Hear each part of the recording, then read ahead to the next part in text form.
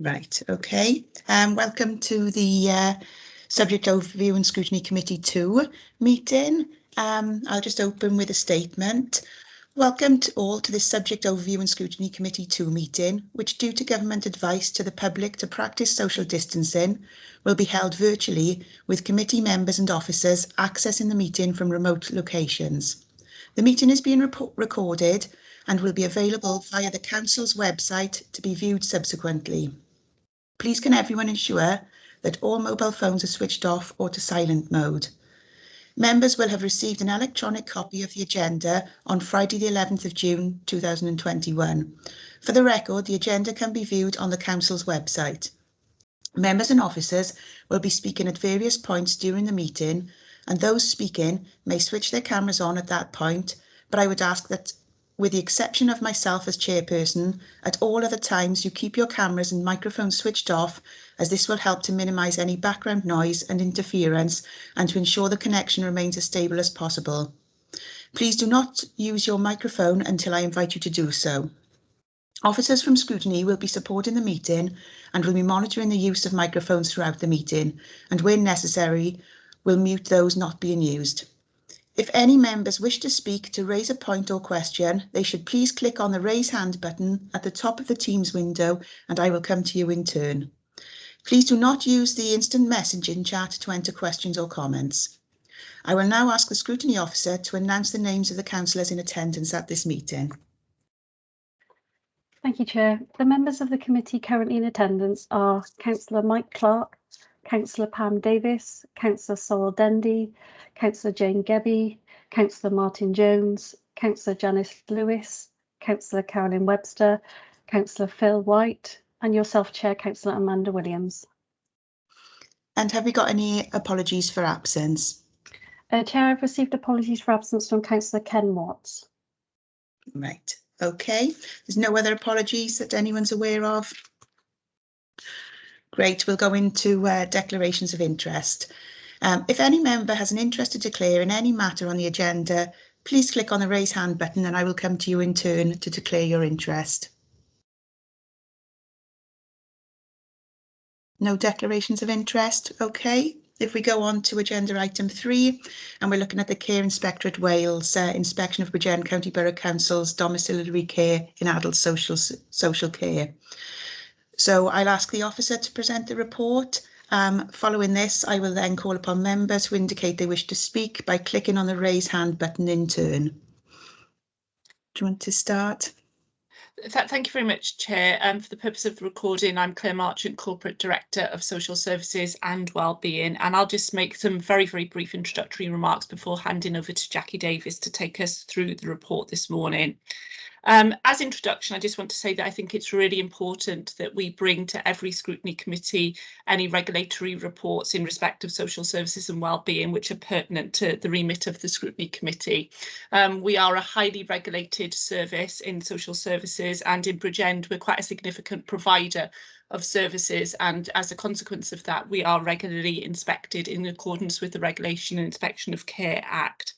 This inspection was a full inspection of our domiciliary care services, undertaken right at the height of the COVID-19 pandemic. And I just want to say in my introductory remarks that I want to pay tribute to Jackie as responsible individual for the service, to the staff and frontline workforce in the service, and to Jane and Carol, who are also on the call this morning as managers of the services, for their management and leadership in managing both the pandemic but also in preparing for this inspection. Inspections are quite a stressful process to go through. You do need to be super prepared to have all your paperwork in place, but nothing prepares you for an inspection like being very vigilant at all times about the standards and the quality of your service, and about being really clear about the purpose and putting people at the centre of everything that you do. I think the report this morning speaks for itself in terms of the standards that the Inspectorate found when they came into Bridgend last year. So without any further ado, I'll hand over to Jackie to take you through the detail of the report. So thanks, Claire. So it is our pleasure this morning to present to Scrutiny the outcome of the domiciliary care inspection that took place. And I suppose just as a way of an introduction, I just wanted to be clear really what services are covered by this inspection. So it's for all those adults that are over 18 years of age that receive home care services within their own home. And that could be services that are run from our home care services, from those that are run out of Tremor Moor, such as reablement services. And it also covers Glen Cynfig, our mental health provision. It covers our supported living settings, which are across the borough, and also our 2 extra care facilities. So at any one time, this service, the domiciliary care services in Bridgend, are supporting over 1,200 people. So the purpose of the report is to give you the outcome. As Claire said, it's really important that we bring these the outcome of these reports into the scrutiny forum. But this the domiciliary care services was registered for the first time you know, when the new legislation came in, and the inspection got carried out in October last year, 2020, and it was the very first one under the new regulations. So the inspection is conducted in line with their codes of practice, and it's about what the services are aiming to do. But what it's doing is aiming to ensure that people using the services are supported to achieve the best possible outcomes, not placed at risk or experiencing harm. So as Claire has already said, this was conducted during a period where we had restrictions, and actually it was at the time where we were in a local lockdown, and the majority of the inspection was done on a virtual basis. So part of the process is providing them with advanced information, and there's some of the details of that are contained within the report. The inspector did come to our premise, one of our premises, in October to look at individual staff and individual care files, and they also some of the staff were also spoken to via Teams, but also the inspectors met with managers and staff, as well as people that were using our services, and was able to speak to individuals and to their family members. So quite a comprehensive inspection, really. So as Claire said, there is a requirement under the regulation for a nominated responsible individual, which is myself as head of adult social care here. And the responsibility of the RI is to be accountable for the service, but to have oversight of the running of the service. But in Bridgend, we have 4 registered managers that are employed to deliver these services, and they need to be suitably qualified and registered with Social Care Wales. So the report highlights the positive feedback from people about the care and support they received, but also praised the clear management structure that we had and the good support and development opportunities for staff. What was really pleasing for us as well was the positive feedback that we had from staff, and that staff said that they felt valued and supported. It also highlighted the additional challenges that we had throughout the pandemic, and that people said that were receiving the care and support, that they were confident in having care workers coming into their homes because they were careful with their hygiene practices. And they also praised our excuse me, our our recording and the way that we manage our care plan process, really. So in the report, it highlights, excuse me, 1 minute. It highlights 3 key areas, and so that's well-being, care and support, and leadership and management. And the report goes into details in each of those 3 areas. So in terms of well-being, they talked about that staff were generally happy in their roles, they felt supported, and that they had opportunities to undertake appropriate training to do their jobs. Under care and support, they said that people had accurate and up-to-date personal plans that detailed their individual care needs, and that people and their representatives were complimentary about the positive relationships that they had with their care workers and were happy with the service. Under leadership and management, they commented that the service had effective governance arrangements in place to ensure that people received good quality care and support. And that as managers and myself, Jane, Carol and Claire, we're extremely proud of our staff and the commitment and dedication that they've shown throughout throughout the pandemic, and they continue to do that on an everyday basis, really. So the report contains some quotes from people, and again, it's pleasing to read the details there in terms of that. So people, were clear that people had input into their care and support. We have clear management structures. We have good standards and consistency overall in terms of our documentation. Care workers told the inspectors that they had sufficient supply of PPE and that they'd had good opportunities for support and development through, and throughout the whole inspection. Throughout the whole inspection, what they got was positive feedback from staff about them feeling valued and supported. So the report goes into quite some detail about some of the things that that they've pulled out, really. So, one of the things it tells us about is the training provision that we've got, the supervision, the spot checks that we've got in place to ensure that staff are supported. And it talks about how staff have felt that they've been supported throughout the whole of this process, really. So the inspectors did quite a deep dive into a number of care files, and that's what they attended our offices for. What they could evidence that we had appropriate infection control measures in place that worked to keep people safe from the transmission of COVID-19, and that care staff understood the requirements of PPE. But people felt they had confidence in their care workers because of the hygiene standards. So I think all in all, what this report tells us is that every aspect of the report, from the people that are receiving it to the staff that are working it, to our management and our governance and documentation, they were able to evidence and were able to report that it was of a high standard here in Bridgend. There were two areas for improvement, and they're detailed in paragraph 4.7. One was around the way that we notify CIW of serious accident, injury or an illness, and it's around our policies and procedures and keeping those up to date when there's that they need to be kept up to date. For us, as soon as we had notification of these improvements, the notifications, regulation 60, that's already been addressed and has been implemented. And in terms of the policies and procedures, that is being looked at across the whole directorate, because it's not just applying to the domiciliary service. So we have a process in place in terms of the reviewing of that. So thank you, Chair. I think for now, I think that's all I wanted to say about the report. So we're happy now to take any questions. So thank you. Thanks very much. Councillor Burnett, do you want to come in before we go to any questions? Yes, please. Thank you, Chair. I would really like the opportunity to thank Claire, Jackie, Carol and the rest of the team for this. This really is, it made me smile reading this report, particularly the positive comments from the people that we are collectively caring for.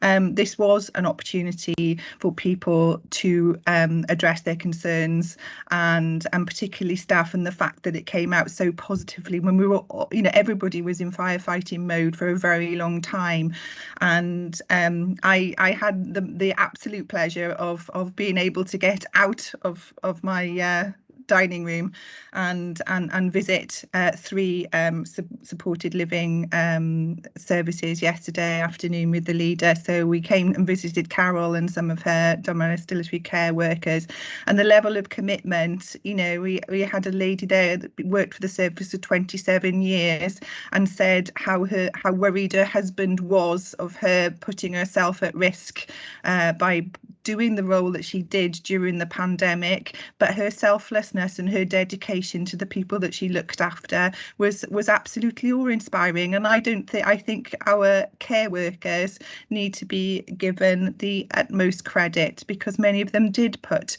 their own families at a level of risk that a lot of people wouldn't, in order to make sure that the people that they looked after were felt safe and had the relevant level of care. So really, I just want to pass on my thanks and to say how proud I am of everybody of the report that's come through to us. Thank you. Thanks very much. If we move on to Councillor Phil White now, I understand that you were waiting for the explanation from the presentation and you might have some questions. Yes, thank you, Chair. As I would have expected, they were answered within the presentation by Jackie. And look, can I just say on that, what a welcoming read it was, the report, a full inspection, and for just two to come for further improvement areas to come out, what I think was a really good job. I think everything's been said by the Cabinet member regarding the team and the way that they have worked hard during this pandemic. But can I just say that thank you for the point 4.7 being addressed. And also, can I just say a very pleasing extract at 4.3, and that just goes to show, doesn't it, the appreciation some have for the service and what it delivers. And generally, Chair, I think as members, it's easy for us to scrutinise and criticise at any given time. But when we do have the reports and we do have the inspections as good as this, it's now a partner back for everybody in the service, and I think that should be welcomed and presented from this committee as well. Thank you, Chair. Great, thank you. Councillor Pam Davis. Yes, I think a lot of it has already been said, and obviously the highest accolade to all of our staff at the end of the day, and I think everybody realises this, that that's our real worth. And I'm proud of the fact that we have a very good record in Bridgend for looking after everyone from, shall I say, from birth to the grave, really.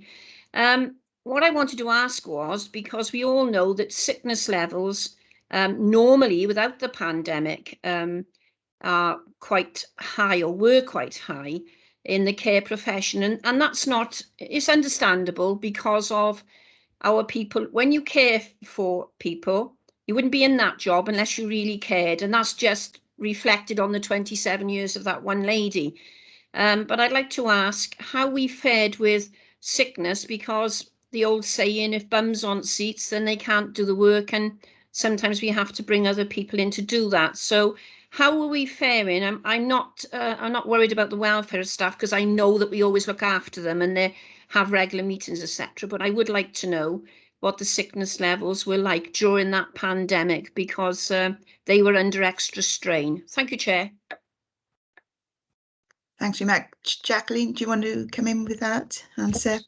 Yes, so thank you for the question, and it's something that sickness levels, I think it'd probably be safe to say that there were times throughout since the pandemic started where it did peak, and it's sometimes in some of our teams we were 25% of our staff were down, and some of that was actual sickness. Some of it was people were off with COVID related, and people were isolating because of the track and trace process, really. I think in our care sector, there is always the with our direct care staff, our figures are higher, and I think what we were able to do throughout the pandemic is look at our workforce as a whole. So instead of, so we had staff that were prepared to go and work in different settings in order to cover those sickness levels. I haven't actually got the sickness levels to date. I mean, but of just the domiciliary services, I think in adult services, I think our position is just slightly above what it was in the previous year, and that is with the COVID situation. So there are parts of the service where they had low levels of sickness, and then there were others where they were, as I said, there were whole teams that were on the sick at certain times, really. But I think what the report is able to evidence is that whilst we had levels of sickness, we still continue to deliver everybody's care and support plan, and that we were able to cover all of the services that we had in place. So I think, is that okay? Yeah, great. Does that answer your question, Councillor Davis? Yes, thank you very much. I mean, I guess that with stats you can do whatever you like with them. It's if people are on long-term sick and they tend to put the stats up. So sometimes it's not a true reflection of the ones that have the odd days or a week off, and that's what juggles the figures. So I don't go great on stats, and I'm sure a lot of people that have been in the game with the NHS know that those long-term people that are off through no fault of their own, it does affect the figures. But thank you very much for a very comprehensive explanation, Jackie. And you know, my heart goes out to them, because we all know, well, most of us that have been in the NHS, how difficult it is in this day and age without the pandemic alone. Thank you very much. Thank you. Great, thanks. Now, Councillor Janice Lewis had questions on 4.7 and 4.8, if you want to come in and ask those. Yes, Chair, thank you very much. It's going back to the fact that, oh, goodness me, now I'm looking at my book and I've lost it. The accident incident form, you've said now that you've addressed it. Can I ask you how you've addressed it? And also about the reviews. Is there not a yearly review date on the policies and procedures within BCPC? Because you've now said that apparently it's throughout the, throughout the directorate, or that you were looking at it. I just wondered if you could answer those for me then, please. And also on also in 4.8, there's a need to know basis. Can you explain the need to know basis, please, for me? Thank you. Okay. Okay, thank you. So in terms of 4.7 and regulation 60, in terms of notification, under the regulations, there's very clear criteria of when we need to notify CIW, and that's done via an electronic system, the CIW online system. What they when they looked at individual files, what they identified was that there were some reportable incidents to CIW that hadn't been reported in the official way through the online system. However, they did notify evidence was that we had dealt with the incident in an appropriate way, and some of that was through our normal safeguarding referrals. So that was addressed straight away, and all incidents now are reported through the notification system within the appropriate way. In terms of the policies and procedures, there's a whole raft of policies and procedures that we're required to do in order to register the service, and that ranges from our safeguarding to our infection control to our corporate HR policies. So when the service was registered back in January 2020, all those policies and procedures were up to date.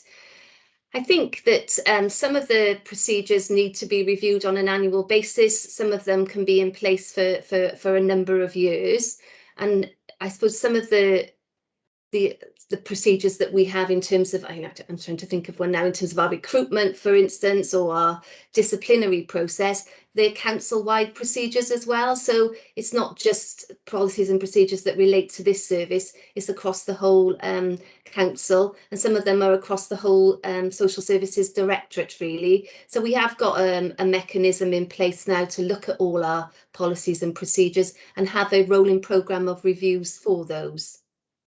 I'm trying to look at the other comments that you made. Okay, in terms of 4.8 and the comment about on a needs to know basis, I think what we were just saying there that, as I said earlier, when we've got a safeguarding issue, so if I just try and think of an example, like a medication error, for instance, what we would do is that we would make a referral into our safeguarding team, and a referral should go into CIW on their online system. I think what they, as I said earlier, is that they evidenced that we'd done the safeguarding referral and not the CIW notification. I think all we're saying there is that when we make notifications, that we only make them to people that need to know that about those incidents. So that would be CIW, our safeguarding team, me as the regulated RI, and families and people involved in that. So I think that's all that statement was trying to say, really. So hopefully I've answered the question, Councillor. Thanks. Councillor Lewis, is that okay? Yeah, sorry, Chair. Yes, that's fine. Thank you very much indeed. The need to know has been clarified up well for me. Thank you very much indeed. Thank you. There are no further hands up. Has anyone got any questions? I've got 2 questions, but I'll wait to see if anyone else wants to ask them first. Anyone? No? Okay, if I can go on to page 15 then of the report. It says not all formal supervisions have taken place, but staff have been receiving welfare check phone calls, telephone supervisions and Skype meetings. Are we now back on track on these? And the second question is on the next paragraph on page 15. It says the latest 6-monthly quality assurance report was not complete, but had been started. I just wanted clarification as to whether it was completed and where we are on the latest report. Thanks very much. Chair, if it's okay with you, I think I'll ask Carol and Jane to respond in terms of the supervision, and if that's okay. In terms of the quality report, that's all now in hand, and they will now be available. So, but I'll just ask Carol if is that okay, Chair? Yes, thanks. Okay, so Carol, in terms of the supervision. Yes, thanks, Jackie. In relation to the supervision, in our internal residential care homes, supervision continued to take place during the pandemic because we have our team leaders and residential managers on site. So it wasn't just the face-to-face support. It was sitting down as on a formal basis, providing supervision to staff. A little bit different in our community with the domiciliary staff because they're working right across the borough. So again, it was really important knowing that we weren't able to have that face-to-face formal meetings due to the restrictions of the pandemic. The wellbeing calls continue to take place.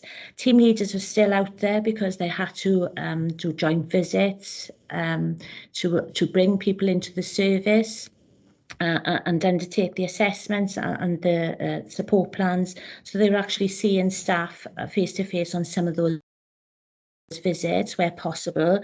The team now are back on track in relation to their supervision, and they're also commenced the appraisals as well.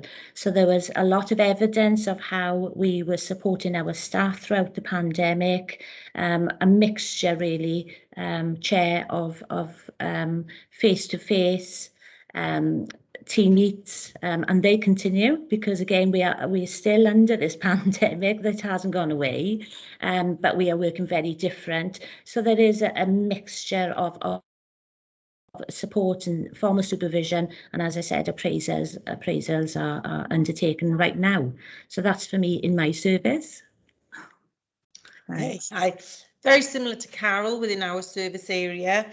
I think what we did was we increased a lot of the support that was in place for staff on a more informal level of supervision by placing team leaders, etc., within services continuously. So there was an increase in that.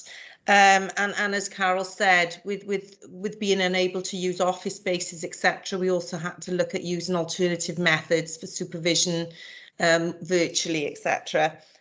So we are back on track in relation to the direct face-to-face supervisions. But however, we do have to be mindful of the restrictions that are still in place and how we're adapting that.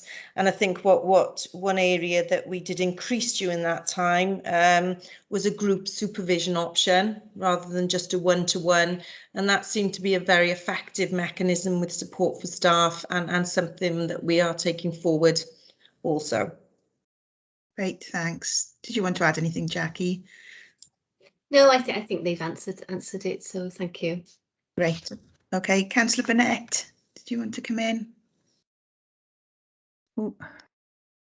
Sorry, my microphone wasn't turning on then. Yeah, if you don't mind, Chair, I would just like to sort of make an appeal really to elected members attending this meeting, and just really to sort of lay out really quite frankly that our social services and social care in particular are all at the moment still under an incredible amount of stress and strain, and that our workforce is under pressure, and we are having people leaving the care service, going back into retail and hospitality jobs as the economy opens up, and we are having enormous difficulties in recruiting into these really important roles.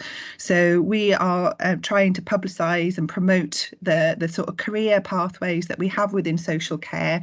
And yesterday afternoon I was collecting case studies and testimonies from those care staff, which, you know, they say that they get so much out of doing this role. So really it's an appeal to elected members out there to promote our service in a really positive way. And if you've come across somebody in the community that you think has got the right caring attitude to be one of our carers and is looking for employment, then please point them towards the service, because we have got increasing numbers of people that need our care, and it's only going up. As we come out of the pandemic, there's so much need that needs to be addressed. So just an appeal really. Thank you. Okay, great, thanks. And Councillor Philip White. Thank you, Chair. Only quickly, thank you for my intervention.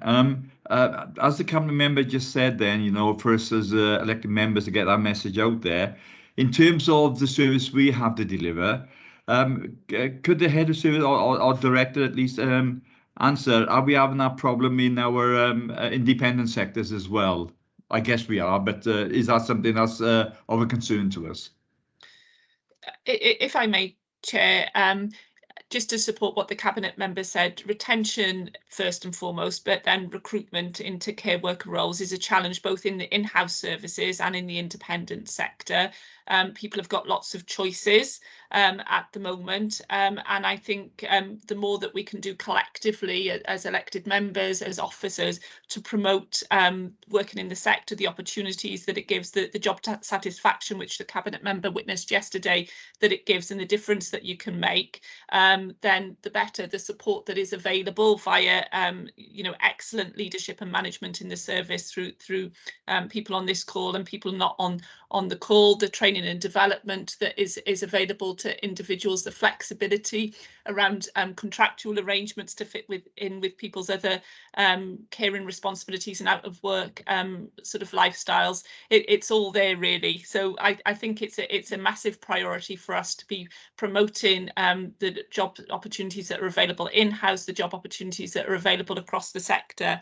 And just to end with something that came up when I was working down in Cardiff and Vale, we did the BBC programme with Rod Gilbert, where he went back to the floor in care, and the quote from him is that care is 97% joy. And so that the absolute sort of value and you know, job satisfaction you get through working in care, we just have to work collectively to promote it. Thank you, Claire. Thanks very much. I think it's important to say now, Jackie and Claire, thanks for your report, and a massive thank you and congratulations to the staff for such a positive report, and also to thank them in recognition of their continued hard work and commitment. And I think now what we need to do, the committee's requested now to consider the recommendations of the cover report set out in paragraph 9.1 on page 9 of the agenda pack.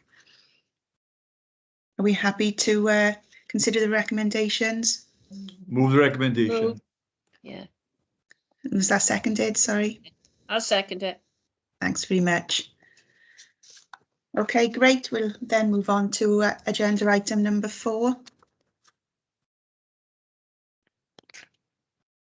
which is the Corporate Parenting Champion nomination report.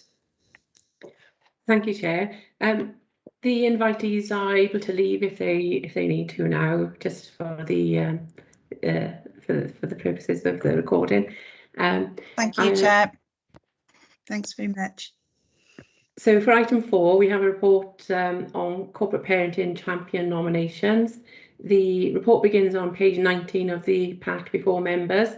The committee is requested to nominate one member as its corporate parenting champion to represent the committee as an invitee at meetings of the Cabinet Committee Corporate Parenting.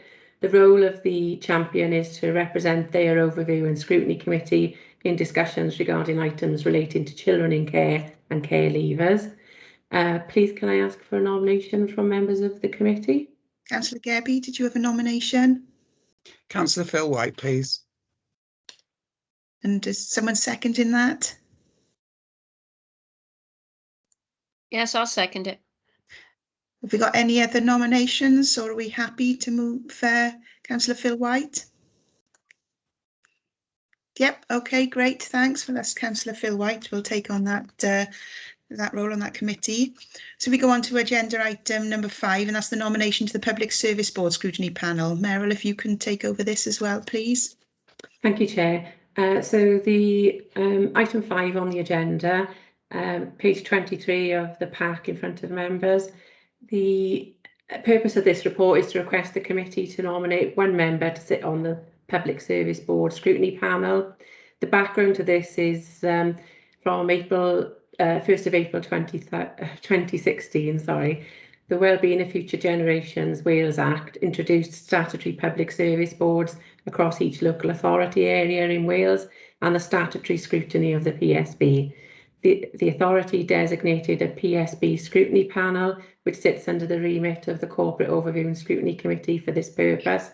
The panel will hold up to 2 meetings a year and make its recommendations to COSC for approval before reporting to the Public Services Board. So we're asked to nominate one member, and for background, it's previously Councillor Dendy, but she was nominated as the SOC1 representative earlier this week, and we also have Councillor Spanswick, Rowlands and Shaw nominated at COSC last week. Do we have any nominations for this, or anyone who would like to sit on this committee? Don't all jump at once. Right, Councillor Dendy. Thank you, Chair. I just want to clarify, is it possible for me to be on this Public Service Board for 2 committees? Chair, it is, I suppose technically it's possible, but it's not advisable because you're one member less than from scrutiny contributing to the corporate parenting committee. That's fine, Chair. I was just saying if nobody else wanted to do it, I don't mind representing both committees. Okay, do we have anyone who is willing to sit on the committee so that we do give it the full membership? Chair, I will do it for the sake of the committee's full membership. Right, okay, great. That's Councillor Phil White confirmed he'd be happy to sit on the committee. So I think that's accepted then, as there weren't any other people putting their names forward. Okay, so we'll move on to agenda item number 6, which is the Forward Work Programme update. Meryl, do you want to present this report as well? Okay, thank you, Chair. The report begins on page 27 of the agenda pack. The Council's constitution requires the Corporate Overview and Scrutiny Committee to develop and implement a forward work programme for the committee, and also provides for each subject overview and scrutiny committee to propose items for the forward work programme, having regard to the Council's corporate priorities and risk management framework, and for the Corporate Overview and Scrutiny Committee to prioritise and schedule. Excuse me. Forward work programmes need to be manageable to maximise the effective use of the limited time and resources of the committee. It's not possible to include every topic proposed.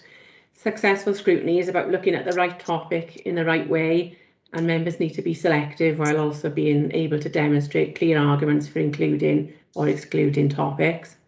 Following the approval of the schedule of scrutiny committee meeting dates at the annual meeting of Council on 19th of May, the scheduling of the standing statutory reports to scrutiny committees on the medium-term financial strategy, performance, the corporate plan, budget monitoring, etc. were all mapped to the appropriate COSC meeting dates into a draft forward work programme.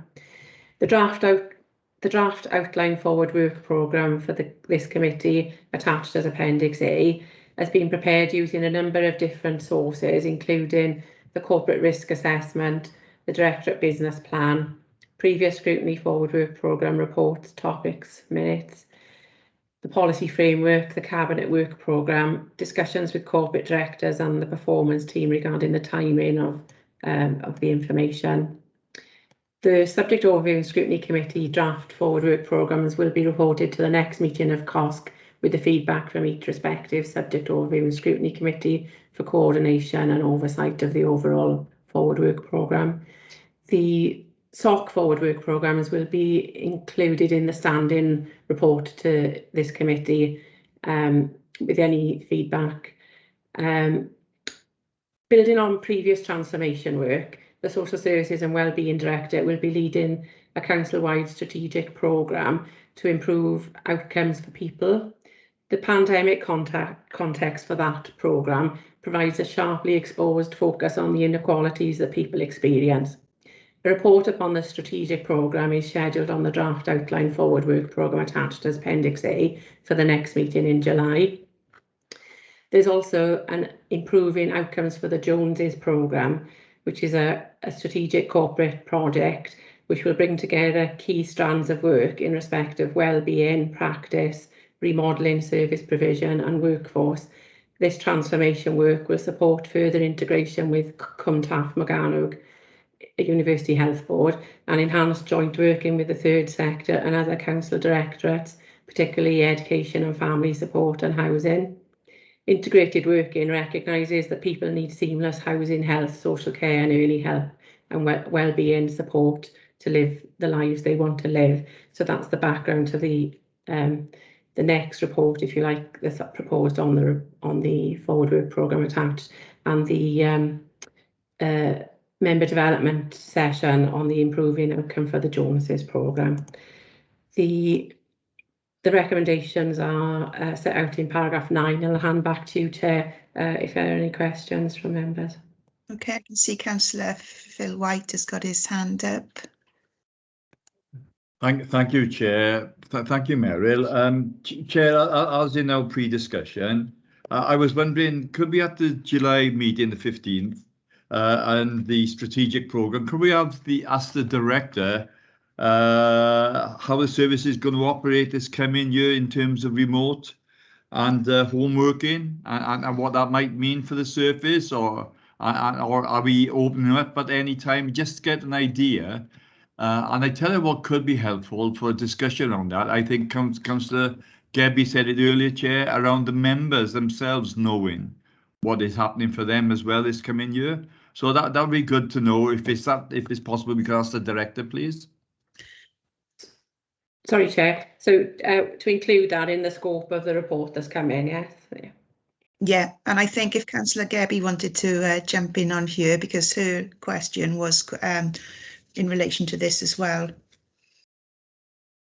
I thank you very much, Chair. I think for me, we need to consider how members are actually doing this from home. I appreciate that they expect us all to be retired, elderly. You know, the old adage is grey, stale and pale, Meryl.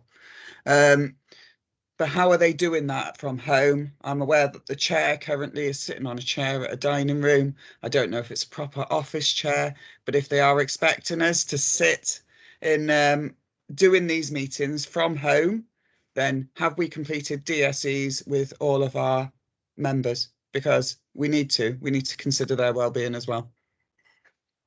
Great, thanks very much. Okay, Chair, I'll take that forward as well. And I know Janice Lewis, Councillor Janice Lewis, you had a question as well. Yes, it was on the Joneses, and you've explained that to me. Thank you very much indeed. Thank you. Great, thanks. Has anyone else got any questions on the forward work programme or any areas they'd like to look at or consider?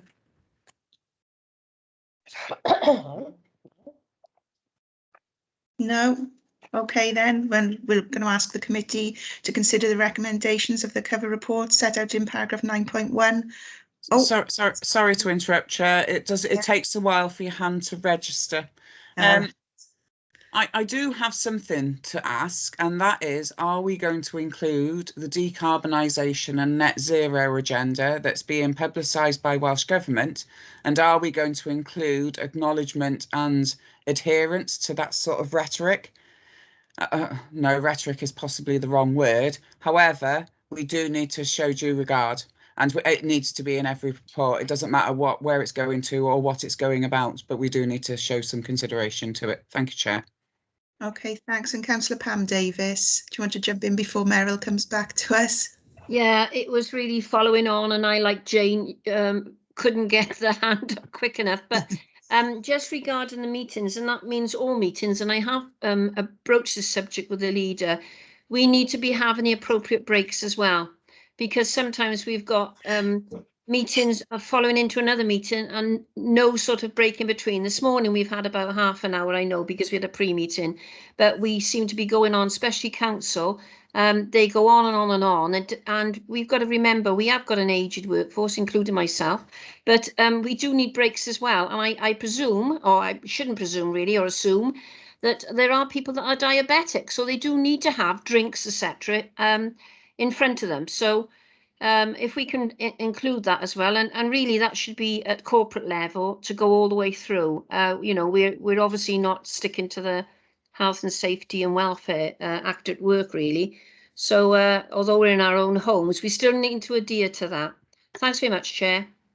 Great, thanks. Meryl, do you want to come in before before I ask Carolyn Webster to come in? Thank you, Chair.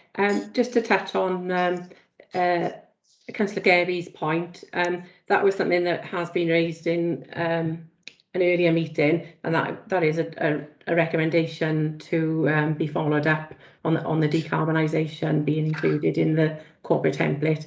So that is something that we will be taking forward and get a response for you. On the other item on the DSE assessments, we'll take that out of this meeting, and Councillor Davis's appropriate breaks, etc. Great, thank you. Councillor Webster, do you want to come in? Thank you. First of all, my apologies. I've been in and out with sound on this. It's not been a very good connection. But I want to ask about responses that we're getting back from people. I know that there has not been a response to the questions previously raised in this scrutiny committee that were sent over. And what's the point in putting the questions if we don't get a response? I've ended up putting an FOI in to try and get that information to share with council because they're not being forthcoming. What can we do on that? Chair, I see we are talking about the last meeting that we had and the recommendations. Yeah. So we have chased those. There were quite a few recommendations coming out of that meeting, and we have chased them. We're waiting for the last couple to come through, and we've chased them a number of times with the director, and they've chased their staff, and I think the health board were involved in this one as well. So we have a number of responses that we can send through to you now, but we didn't have the complete set. But we continue to chase that. I don't know if you want to make a recommendation, you know, about the dissatisfaction with that today.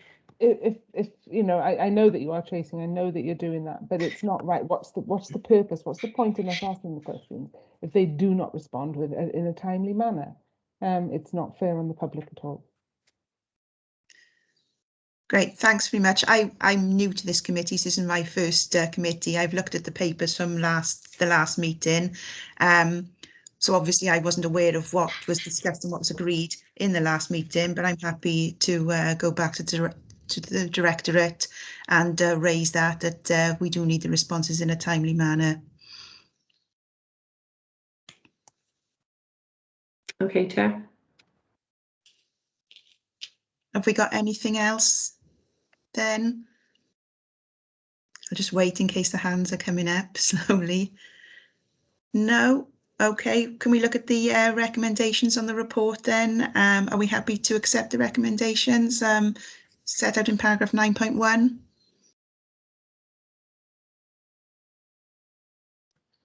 Move. Yeah. Second. Thanks. Right, thanks very much. We're now on to item number 7 then, urgent items, and there are no urgent items. So if that's the case, I think that brings the meeting to a close. Thank you, Chair. Well done in your first meeting. Thank you.